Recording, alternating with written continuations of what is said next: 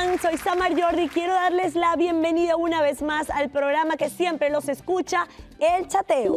A partir de ahora, como siempre, estaré acompañada del mejor panel de expertos que vienen hasta aquí a debatir sobre esos temas tan polémicos e interesantes que ustedes quieren escuchar. Y escuchen bien lo que tenemos para hoy. Recreativa, medicinal, legal o ilegal. Comenzamos hablando del polémico tema de la marihuana. Luego, en nuestro segmento holístico, llega una invitada muy especial a explicarnos cómo utilizar la numerología en nuestras vidas. Y al final, responderemos una carta a una seguidora donde dice: estoy sumamente preocupada porque creo que mi niño pequeño es gay. ¿Les gusta el programa que tenemos para hoy? Pues quédense conectados porque el chateo comienza ahora con este clip.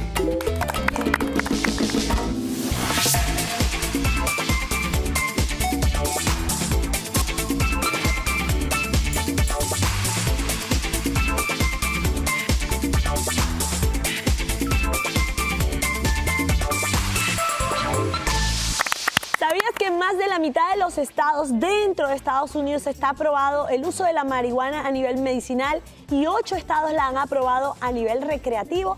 Ese es nuestro tema de hoy. Vamos a hablar sobre la marihuana recreacional, medicinal, legal o ilegal. Y para desarrollar este tema, vamos a darle la bienvenida a nuestro panel de expertos. Tenemos al doctor Isaac Morjaín, creador de ProColágeno. Bienvenido, Isaac. También nos acompaña el doctor Luis Hernández, médico e internista. Bienvenido, Luis. Por este lado tenemos a Adriana Ochoa, terapeuta profesional de la salud mental y experta en adicciones. Y también nos acompaña Lázaro López, abogado de familia y negocios. Increíble el panel que tenemos para hoy porque tenemos abogados, psicólogos y los médicos de este lado. Comenzamos preguntándoles qué es la marihuana y cómo se puede consumir. Bueno, la marihuana es una planta, ¿verdad? Como todos la conocemos, hay distintos tipos de plantas de marihuana. La más común es la cannabis sativa, la más que se conoce. Contiene una sustancia que se llama el cannabinoide. El más común y es el que usualmente más conocemos, el que se usa recreacionalmente, es el THC o el tetrahidrocannabinol. Está el otro componente que se ha trabajado más bien medicinalmente, que es el CBD, que es el cannabidol. Ok, ¿y cómo se consume la marihuana a nivel recreativo? A nivel recreativo, en los principios era básicamente fumada, pero con el tiempo ha desarrollado otros niveles, otras formas. Se puede comer, se puede tomar en té. Se puede comer. Se puede comer en los brownies, por ejemplo, mucha gente lo muy común en los jóvenes. Muy los común famosos brownies. ¿Y también se hacen té con marihuana? Se hacen té con marihuana, ¿cómo no? Hay aceites, hay cremas, hay distintas formas de poderlo utilizar. ¿Qué tan accesible es la marihuana hoy en día? Bastante accesible. Yo creo que es una de las más accesibles entre todas. Y el tema, no sé, de si es legal o ilegal, está un poquito turbio. Porque algunos estados sí la han aprobado y otros no. ¿De qué depende eso? Eso depende de la legislatura de cada estado. Pero donde está la cosa un poco turbia, como digo yo, o confusa, es que a nivel federal no se ha aprobado. A nivel federal no se ha aprobado, correcto, pero en los estados sí. Correcto. Pero si las autoridades federales quieren enforzar esas leyes dentro de los estados que ya está aprobada, pueden arrestar a las personas. Exacto. Hasta ahora han decidido no hacerlo y le han dado la autonomía a cada estado. Pero en cualquier momento, a no ser que cambien esas leyes, los federales pueden entrar en cualquier estado y arrestar a todas estas personas. Oye, pero eso es un caso bien polémico, porque si unos dicen, ¿a quién le creo? Yo lo que pienso es que el gobierno federal, de una forma u otra, se está haciendo el de la vista gorda. Porque acá en Estados Unidos, yo no soy especialista legal, acá para eso tenemos al caballero, pero es bueno que entendamos que existen las leyes federales y las leyes estatales. Correcto. Y las leyes federales no siempre se pueden imponer así a mero gusto por encima de las estatales, a no ser que tú las enforces. Y ese es el caso donde está el dilema, ¿no? Que hay estados que sí aceptan como legal la marihuana, tanto para medicina, o sea, desde el punto de vista medicinal como recreativo, pero como él bien dijo, a nivel federal sigue siendo ilegal. Sigue siendo ilegal. O sea, si el gobierno federal quiere meterse a arrestar a una persona en un estado donde está, lo puede hacer. Porque prima la ley federal. Aunque estés en un estado donde se ha aprobado. Si está en un estado que está aprobado, lo puede hacer. La ley federal no lo permite solo. Pero la ley federal no debería ser más importante que la estatal porque tiene mayor rango. En cierta forma lo es, por eso ellos pueden entrar y hacerlo en un estado, por ejemplo, en California, que está aprobada recreacionalmente, pueden ir a... ¿Y cuáles serán esas razones por las cuales se pueda aprobar la marihuana como uso recreacional? ¿En qué se basan para aprobarla? Economía. Yo insisto en que es dinero, porque al no ser ilegal, genera impuestos, y al generar impuestos, pues los estados tienen más alta su economía. Yo pienso que eso es un tema bien polémico. También tenemos que ver que la lucha contra las drogas ilegales en Estados Unidos, el modelo que tenemos actualmente es totalmente debatible, y eso no lo digo yo, lo dicen muchísima gente. El modelo persecutivo que tenemos hoy en tratar de bloquearlo como negativo o como algo que tú no puedes obtener, ha creado grandes problemas, y la presión social de la sociedad, de la gente que ha visto que la marihuana realmente es una droga que tiene, como toda droga, efectos positivos y negativos a largo plazo, pero no tenemos que remontarnos muy lejos. Hace apenas unos años en este país el alcohol era prohibido. Tuvimos una ley seca en este país. Entonces, como mismo hubo una prohibición, hoy a nadie se le ocurre pensar en que el alcohol es prohibido, pero fue prohibido en un tiempo. Yo personalmente abogo por la liberación total de la marihuana, tanto recreativa como desde el punto de vista médico. Hay cosas a favor y en contra. Pero ¿por qué abogas por esa liberación? Bueno, ¿Cuál es la razón que te mueve? El hacerlo ilegal, en primer lugar, no está impidiendo que la gente pueda obtener acceso a ella. Pero al hacerlo En primer legal no lugar. está facilitando. No, quien la quiera obtener, no hay nada que se le impida a lo largo del plazo. Si vamos a ver en la realidad, en la práctica, las personas que quieren conseguir marihuana la van a conseguir, sea ilegal o no sea ilegal. Ahora, ¿qué ¿qué siente una persona cuando consume marihuana y por qué es tan deseada la marihuana? Por llamarlo de alguna manera, es la droga número 1 que consumen los jóvenes en el mundo y sobre todo aquí en Estados Unidos.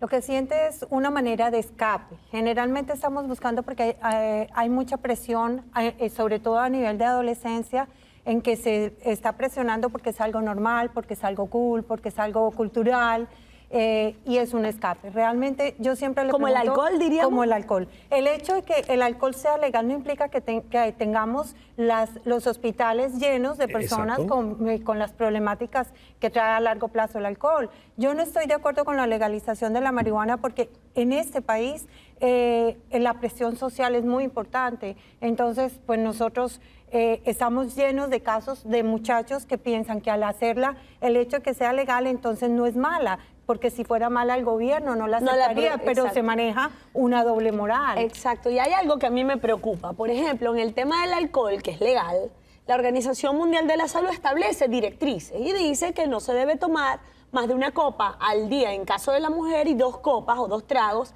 en el caso de los hombres. Pero aquí en este tema de la marihuana, ¿quién dice qué? ¿Cuánto es lo máximo que puedes consumir? ¿Cuántos cigarrillos? Bueno, porque todavía no hemos llegado allí. En este Cuando momento lleguemos no se allí, puede eso porque no es legal. Porque no es legal. ¿Quién orienta a esos jóvenes que están consumiendo? Ya llegará el tiempo, cuando llegue el tiempo y la marihuana sea legal a nivel federal y estatal, ya entonces empezaremos a construir las directrices.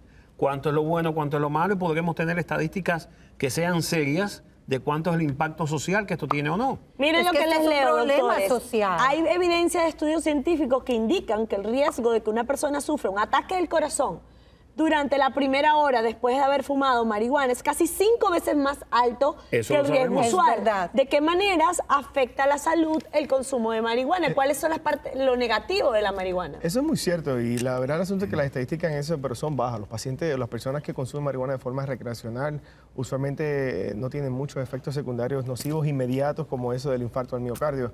Pero sí, la forma en que eso sucede te aumenta la frecuencia cardíaca, te puede bajar la presión, se puede desmayar el paciente o la persona, pero sí tiene efectos a largo plazo como los tiene fumarse un cigarrillo, hasta 5 veces más Exactamente, como lo potente tiene el alcohol. Exactamente. Pero ¿cómo no evitar la sabemos. sobredosis de marihuana? Lo que tienen que tomar conciencia, doctora, es que un solo cigarrillo de marihuana te asesina 100,000 neuronas que tú no vuelves a reponer. ¿Cómo evitar no hay forma de evitar que el muchacho pueda caer en una sobredosis, aunque ellos insisten que no hay sobredosis, pero sí hay sobredosis, sí hay consecuencias físicas, psicológicas, emocionales, sociales, escolares en la adolescencia, y si es adulto, pues laborales y legales. Entonces, ahí es donde tenemos que empezar a balancear. Recreacional, medicinal, legal o ilegal. Estamos hablando de la marihuana. ¿Se puede consumir? ¿No se puede consumir? ¿Cuáles son sus riesgos? ¿Realmente existen beneficios? Ya venimos con más aquí en El Chateo.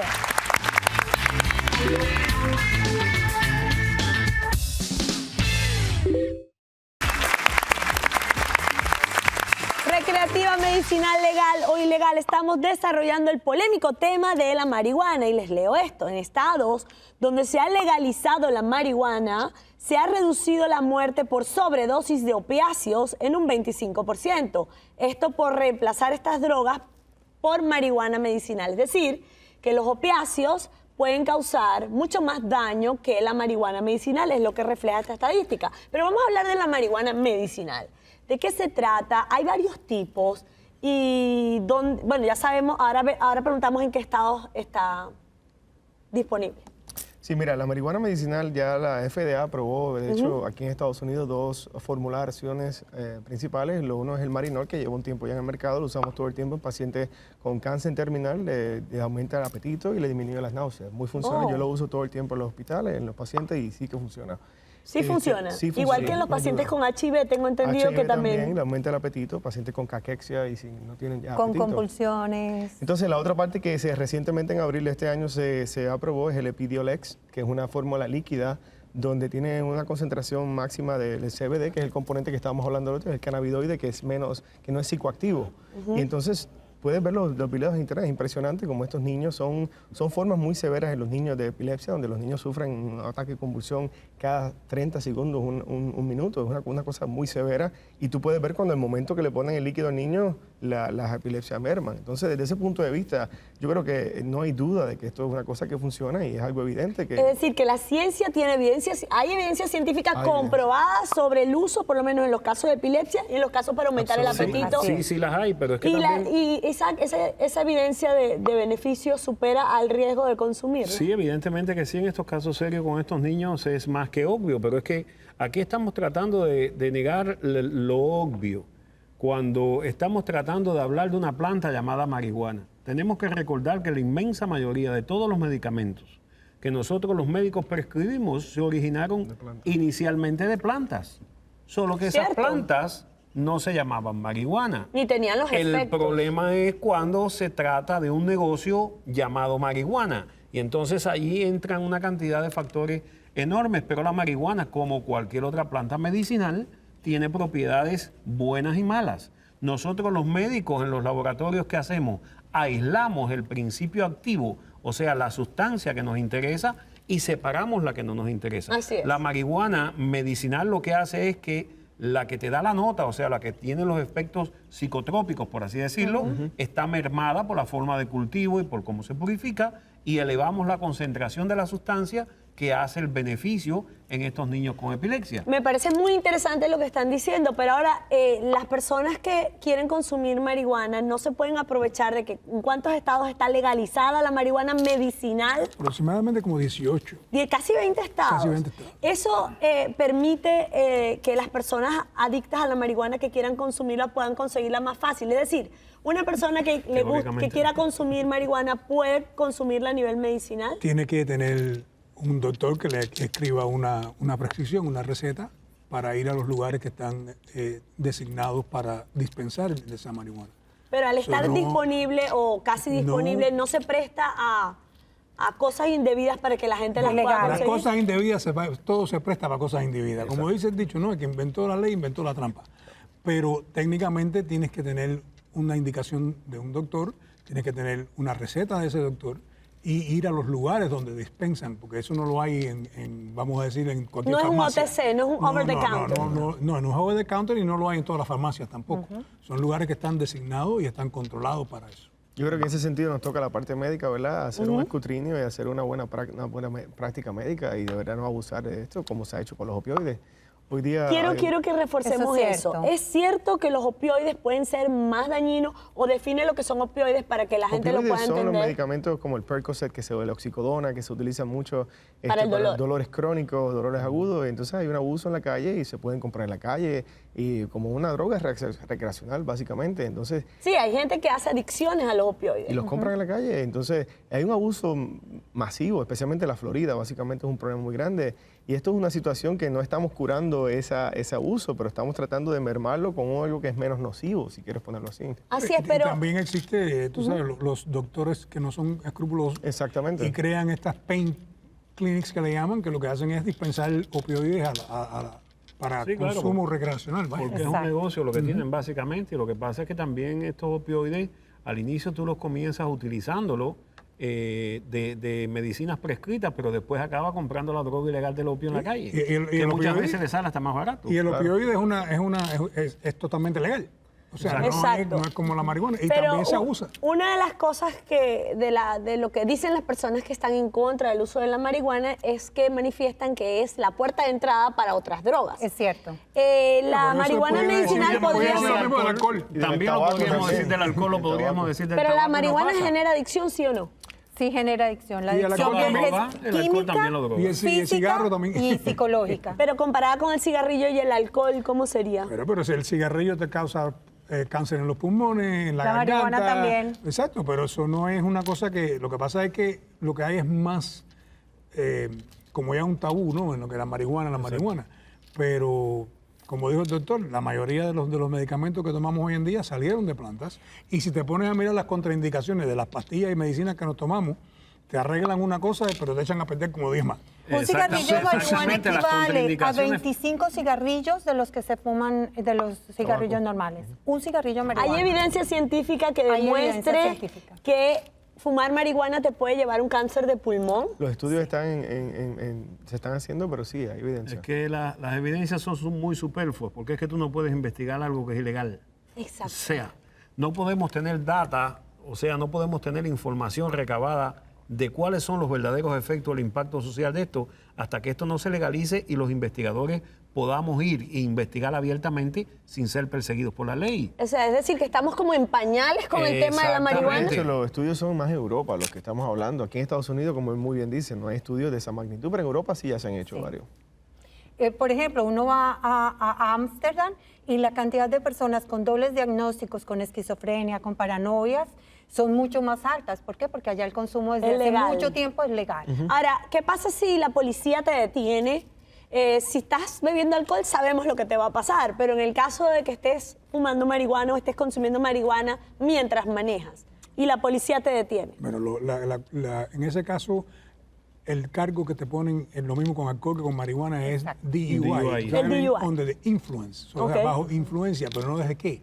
Vas a tener puede ser cualquier otro tipo de droga también, que tu sistema está bajo la influencia de una sustancia que no es... De un opiáceo. Que no es legal. Exacto, que no solamente legal porque el alcohol es legal, Sí. pero que te impide tus reacciones y tu forma de responder. Exacto. So, por ese lado no te pueden, a no ser que te cojan con la marihuana en el bolsillo, entonces sí ya te pueden poner cargos por posesión de marihuana. Pero en muchos estados, Nueva York y la Florida, que es uno de ellos, si te cogen con un cigarrillo o 2 cigarrillos de marihuana, no te arrestan. Te Exacto. dan una citación para que compadezcas a la corte. ¿Para qué? Para que compadezcas o vayas a la corte. ¿Con qué finalidad? Que te Bueno, digan para- que no debes consumir. Claro, si tiene su penalidad va a ser mínima. A lo mejor te ponen un programa de diversion que se dice para ver si te quitan ese hábito. Pero ya no es como antes. Antes con un cigarrito o 2 cigarritos te Iba a la llevaban cárcel, preso. sí. Ahora tienes que tener ya una cantidad como para distribuir o para vender, para que te lleguen preso en el momento. No quiere decir que no vas a tener consecuencias. Vas a tener consecuencias lo que ya no vas a ser arrestado y tendrás que ir delante de un juez en un futuro. En un probatorio. En un probatorio. Y tienen por obligación que ir a un terapeuta especialista que le trabaje su ¿Se adicción. puede curar la adicción a la marihuana, sí o no? La adicción como adicción no tiene cura, pero tiene control. ¿Cómo? Tomando conciencia de lo que esto hace en mi vida.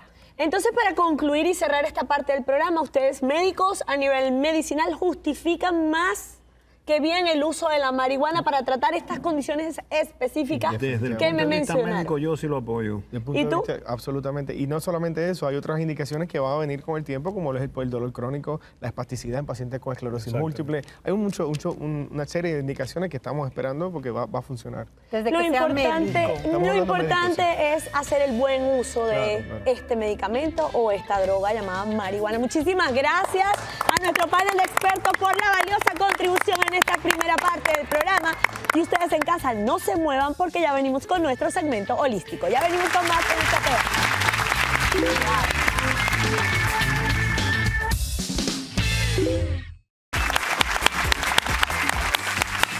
conectadísimos contigo aquí en el chateo, ahora entrando en nuestro segmento holístico y donde vamos a aprender cómo funciona la numerología y cómo aplicarla en nuestras vidas para lograr grandes cosas. Y tenemos una invitada muy especial, ella es Yesenia Andrews, psíquica y guía espiritual. Bienvenida. Gracias, muchas gracias por la Feliz de invitación. tenerte. ¿De qué país eres? Mexicana. Mexicana Así es, en la mexicana. casa. A ver, vamos a comenzar explicándole un poquito a las personas qué es la numerología y cómo puede ayudarnos.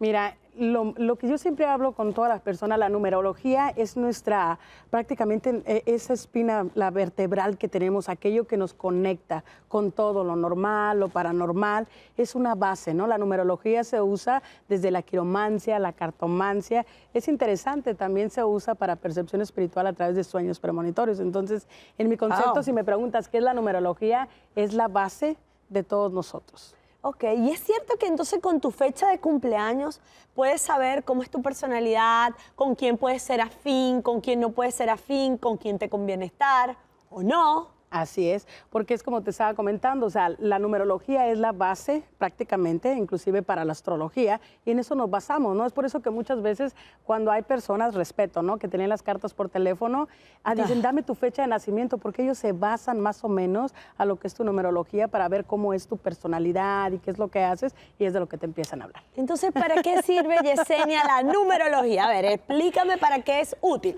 Es útil para basarnos, para guiarnos, inclusive la numerología cambia cada día. Por ejemplo, Ok. puedes sumar el día, el mes, el año con tu número y prácticamente te va a dar otro número y en ese número te vas a dar cuenta más o menos, por ejemplo, cómo va a ser tu día. ¿Ok? Puedes conocer a una persona, o sea, yo soy un número 4, que por lo regular significa destino, yo controlo todo lo que me viene, pero aquel que me toca es un número 2 y le cuesta tomar decisiones, entonces en realidad quiero a alguien así, o me conviene más un número 9, ¿no? Que es una persona con demasiada apertura espiritual, que las cosas se le dan bien, todo depende de qué es lo que quieras. Entonces muchas veces usamos la numerología para eso, para encontrar pareja, para basarnos en nuestra vida, para jugar en el casino, ¿no? Tengo clientes que, ¿cómo que ok, para jugar en el casino? Yeah. Explícame bien. Dentro de la numerología sacamos para la carta astral o natal, es la numerología, antología y la entología, son 3 números diferentes, entonces los dobleteas y te das 6, entonces mucha gente inclusive juega al loto y todo eso con eso, y muchos clientes que tengo inclusive también, ¿no? ¿Qué es lo que hacen? Te vas a un casino, entonces dices, soy el número 7, máquina número 7, después me muevo a otra máquina número 7, y créelo o no, uno proyecta esa energía y es una visualización que tienes a través de los números, ¿no? En cómo lo Entonces, vas a hacer. para calcular, Yesenia, tu número, tú sumas los 2 días de tu fecha de nacimiento con los 2 días del mes, con los 4 dígitos del año. Así es, correcto. Y eso lo sumas y lo vas llevando a lo mínimo, mínimo, mínimo y te da un número. Tú dijiste que yo era número 3. Así es, porque recuerden lo que estamos por ahí en casita, que nunca pueden ser 2 números. Al final eres 12, vas a sumar el 1 y el 2 son 3. Exacto. Eres 18, sumas el 8 y el 1 eres el número 9, ¿no? ¿Y cómo es el número 3, por ejemplo? Me da curiosidad. Por ejemplo, el número 3 tiene demasiada apertura. Hace rato estábamos jugando por ahí con los numeritos, entonces te das cuenta que tienes 3, 3, 3, tienes 3 números. Todo depende cómo los sumes, ¿no? Por ejemplo, en mi caso, pues yo lo hago para sacar la lentología y la antología, ¿no? Entonces, en este caso me doy cuenta que el 333 para ti o para muchos que están en casita tienen el número 9, es el número, se le llama Padre, Hijo, Espíritu Santo. ¿Por qué? Porque es persona que tiene demasiada energía, demasiada proyección, que lo que realmente quieres y te lo propones, lo haces, que visualizas. Son gente con percepción, Ok. brujos innatos y gente que está abierta a lo Ahora, la paranormal. gente va a tu consulta, ¿verdad? Y te dicen, sácame la numerología, o te dicen, no, mira, yo estoy con este hombre o con esta mujer, o yo quiero asociarme con esta persona, dime si me conviene o no. ¿Tú eres capaz de poder ver eso? A través de la numerología puedes ver muchas cosas. No puedes ver tan profundamente, siendo honestamente, pero sí puedes ver, es como te digo, ¿no? O sea, si tú quieres una pareja, estás viendo que es el número 1 y tú eres otro número, entonces empiezas a ver cuáles son los lados positivos y los lados negativos. Es lo mismo, o sea, yo soy Virgo, yo quiero un Libra, yo soy Escorpio, amo un Leo, no quiero algo pasional, quiero algo tranquilo, o sea, ¿cómo es, no? O sea, es lo mismo, o sea, la base es la numerología y de ahí partimos, como te decía, la astrología y todo ese tipo de cosas. Entonces de ahí nos basamos, ¿no? O sea, ¿a quién quiero a mi lado? Es el número que quiero, o sea, en realidad proyecta. Es una manera como de tratar de evitar problemas innecesarios, tratando de asociarte a las personas que son más compatibles contigo. Así es, interesante, nada más algo rapidito. A veces cuando tengo un hijo, ¿no? De 21 años y le digo, ¿De ¿cómo estás? 21? Bla, bla. Sí, así es. Entonces es muy interesante porque me dice, mamá, acabo de conocer a una muchacha, pero ya le pregunté su hora de nacimiento, que es bien importante, o sea, hasta dónde llega la numerología. La hora de nacimiento depende de tu regente, tu corregente, para saber si voy a perder el tiempo o no, porque no tiene caso. Oh, ¿no? Dios Está nos entrenado vamos a por los ti. números, a la astrología. Ahora, hay definitivamente. personas que utilizan la numerología incluso para comprar una casa, Así que el es. número de la casa sea compatible con su número personal, o un Correcto. carro, una placa. El Feng Shui, simple y sencillamente, los trabajas con los elementos y los trabajas con los números, ¿no? O sea, vamos sabiendo, por ejemplo, hay mucha gente del Middle East que depende, o sea, si ha habido muertos en ese lugar, definitivamente no compran, es inclusive una ley por ahí en California en real estate, pero es bien interesante, ¿no? O sea, se van cuántos cuartos son, por dónde entra la luz, cuántos son los elementos que vas a tener, ¿no? O sea, cómo los vas a usar, cómo se van a proyectar, y todo tiene que ver prácticamente con qué, con los números. Qué increíble, es increíble todo lo que podemos aprender de estas ciencias ocultas, pero a la vez súper verdaderas a la hora de tomar decisiones. Muchísimas gracias. Gracias por la invitación. Por instruirnos sobre este tema de la numerología. Y ustedes en casa no se muevan porque ya venimos con más de El Chateo. Venimos.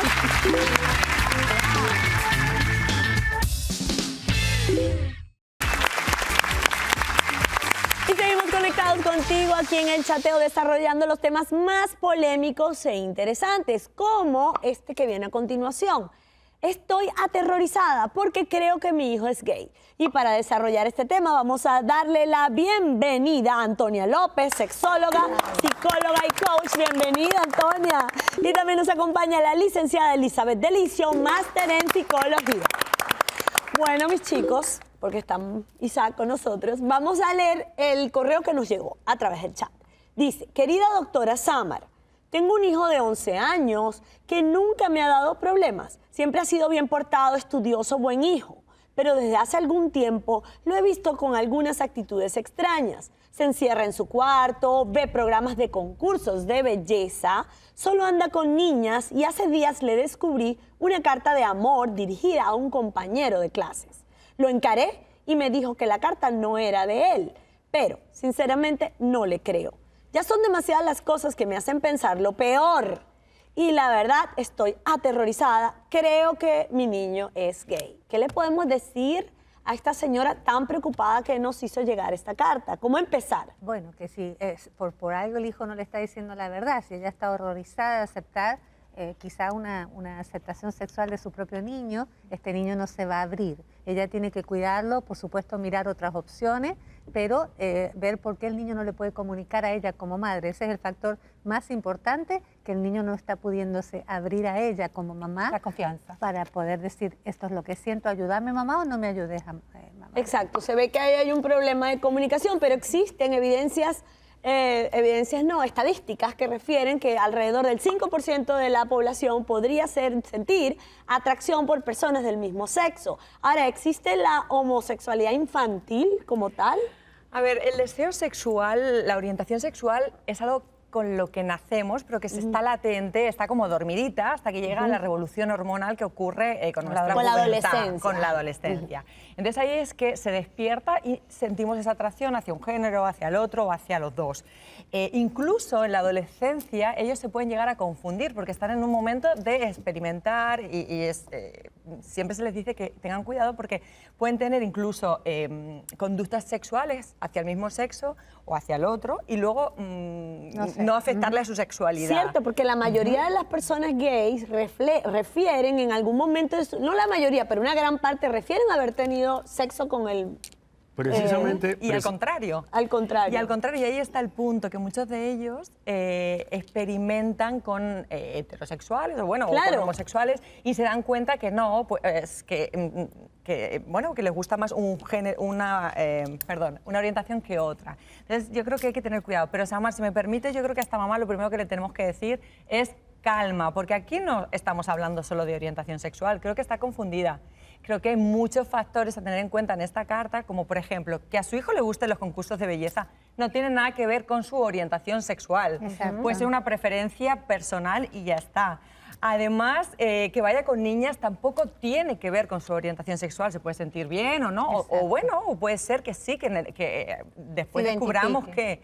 Pero no tiene nada que ver, no es determinante. Okay. Entonces, yo lo que quería precisamente era que, por todo lo que tú has expuesto, ¿no? Evidentemente, y por este problema o este asunto que hay de que se pueden confundir las identidades sexuales en la adolescencia, es que lo primero que antes de acuñar a una persona si es homosexual o no, tenemos que llegar al punto de si lo es en realidad o no lo es. Si el niño no habla con la mamá, no hay forma todavía de saberlo. Y lo que yo más opino es que deben ir ella y el niño, los dos, a un psicólogo y ahí conversar y tener una terapia abierta y entonces exponer cada uno de los puntos y saber si de verdad esta persona es homosexual o no. Ahora, lo que encuentro un poquito fastidioso, por así decirlo, en lo que ella expresa es que me aterra que haya sucedido lo peor. Que no lo sabe manejar, No, bueno, evidentemente. no es que va a suceder lo peor, porque el ser homosexual no es que es lo peor, ni tienes por qué aterrarte. Como ya tú dijiste en tu introducción, el 5% de la población mundial, vamos a decirlo así, es homosexual. Y llamamos homosexual tanto a los gays como a las lesbianas, por así decirlo.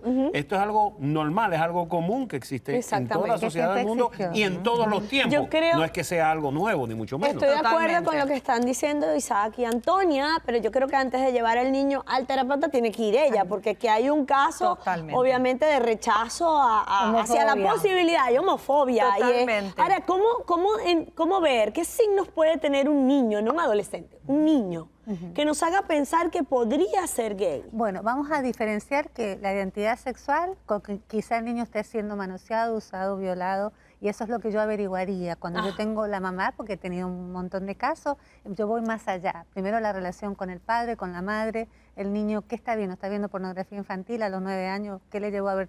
¿Quién le mostró la pornografía? Oh, no, el niño le gusta la ropa, le gusta la pintura y la madre confunde eso con una orientación sexual. Aquí la sexóloga nos puede ayudar con eso, que la persona no identifica su sexualidad hasta después, donde todo ese automatic nervous system que empieza a trabajar la testosterona o las hormonas, va a empezar el niño a la búsqueda de su sexualidad y eso no pasa a los 8 o 9 años. Exacto, me encanta lo que estás diciendo porque eso me lleva a otra pregunta. O sea, ¿es necesariamente el niño que juega con muñecas o se pinta tiene más riesgo de ser gay que un niño de repente que juegue fútbol toda su vida y que cuando llega a la pubertad se descubrió gay? No, y eso tiene que quedar muy claro porque hay mucha confusión.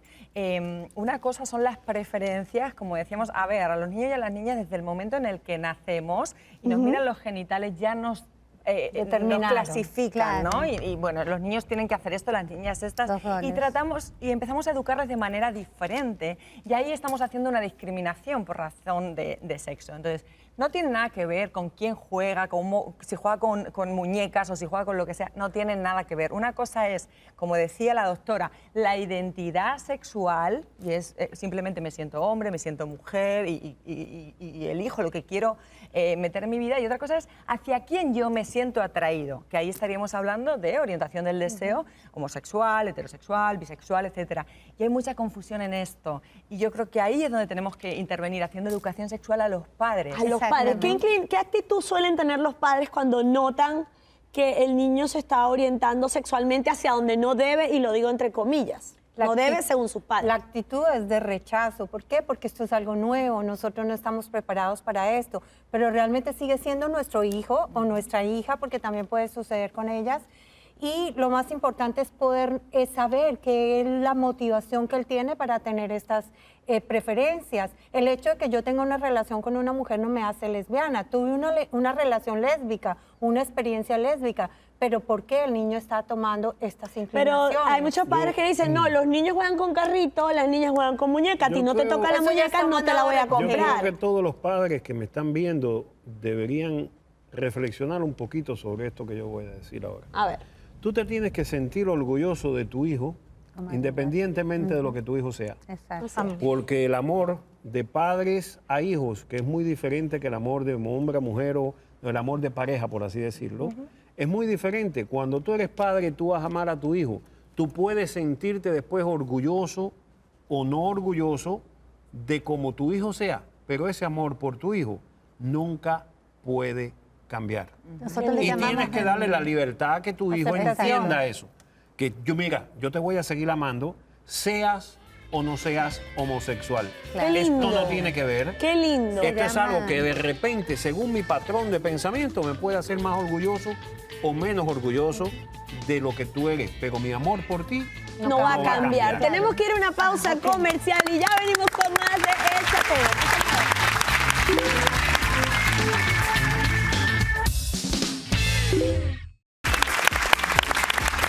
Y seguimos conectados aquí en tu programa programa favorito, El Chateo, desarrollando este polémico tema. Estoy aterrorizada porque creo que mi hijo es gay.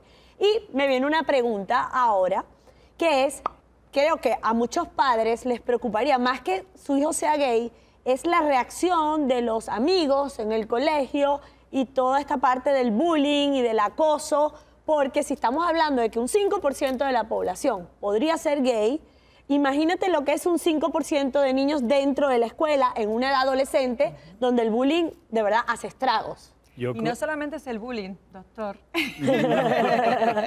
A ver. sino también esa El sociedad rechazo personal. adulta, porque no nos olvidemos que la religión está mediando mucho, que a veces son familias que tienen ciertas creencias religiosas donde la homosexualidad no está aceptada, pues todavía no lo encontramos, y muchos padres tienen ese miedo a cómo lo va a aceptar mi sociedad, mi comunidad, Al mismo, etcétera. claro. Y entonces ahí caen en un proceso de duelo. Yo tenía ciertas expectativas con mi niño y de repente pues no las tengo. Y Qué frustración tan grande para el papá que Por no entiende eso. De verdad que a mí me encanta hacer este tipo de programas, porque yo me quiero poner en el lugar de un niño o de un adolescente que sea gay y que no puede decírselo a sus padres, ni a sus familiares, ni a sus amigos del colegio. Incluso se puede casar para complacer a su papá, tener hijos, para complacer a su padre, y pasa una vida de desgracia e infelicidad hasta que algún día decide soltarlo todo y declararse gay. Bueno, porque entonces no amamos incondicional. Amamos al niño porque va a elegir lo que yo quiero que elija. Usamos al niño muchas veces, yo tengo muchas familias así, donde el niño va a ser los sueños que yo no pude cumplir.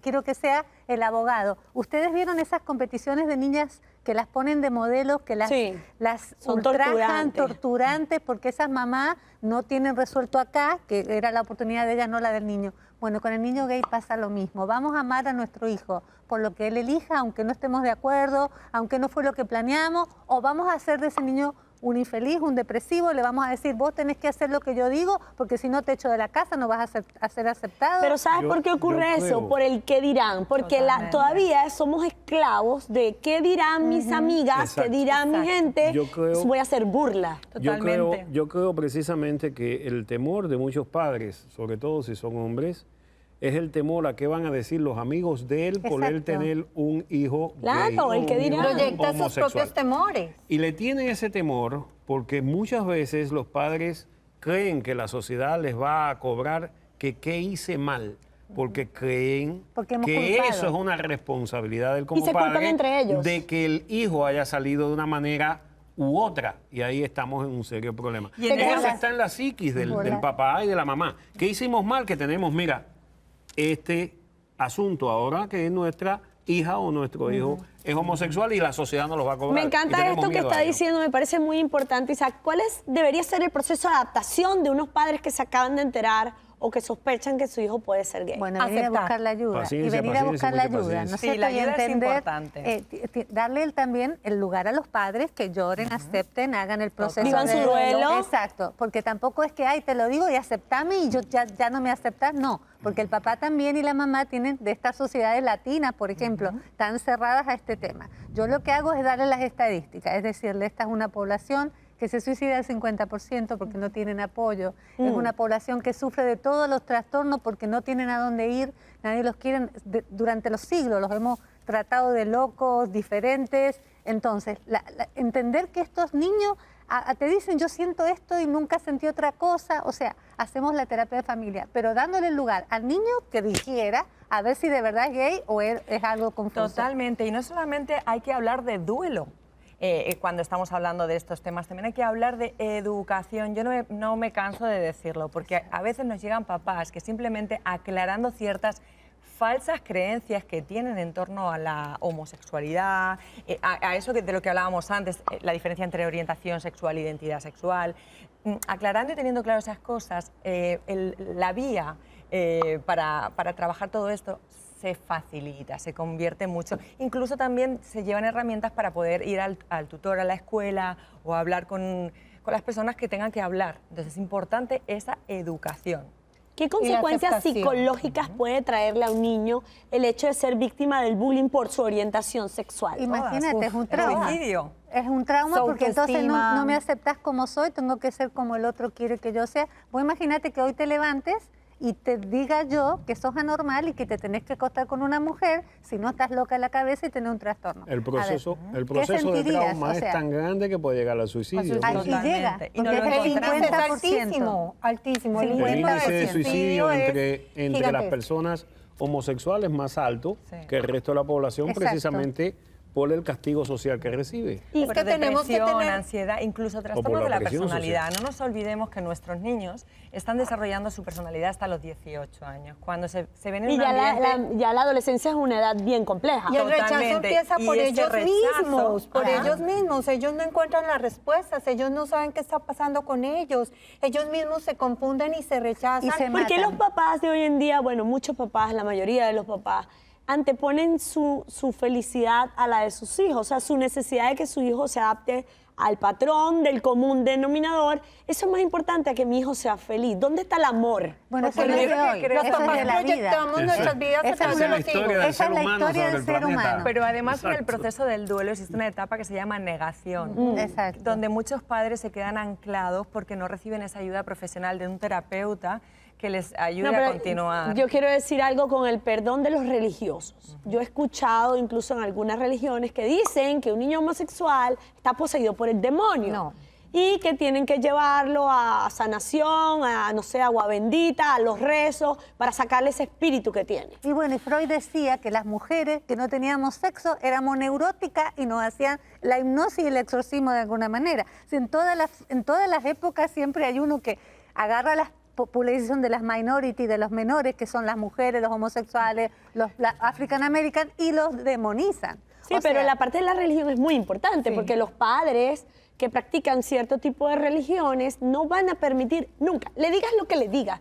Podemos pasar la vida explicándoles, ellos no lo van a permitir por un tema religioso. ¿Cómo manejar esa situación? bueno, Yo creo que ahí Intentando al final es aceptar. poner en tu balanza qué es para ti más importante, si el amor y la aceptación de tu hijo y que permanezca a tu lado, o despreciarlo y algunos desterrarlo, porque lo pasan francamente mal. Algunos de ellos pierden no solamente a la familia, sino a toda su comunidad, porque si forman parte de esa comunidad religiosa también les echan fuera. Entonces, Así imagínate es. el trauma que provoca. por ejemplo, en la cristianidad, que yo soy cristiana, la Biblia es clara y tiene algunos versículos con respecto a eso. Entonces yo divido el asunto ahí.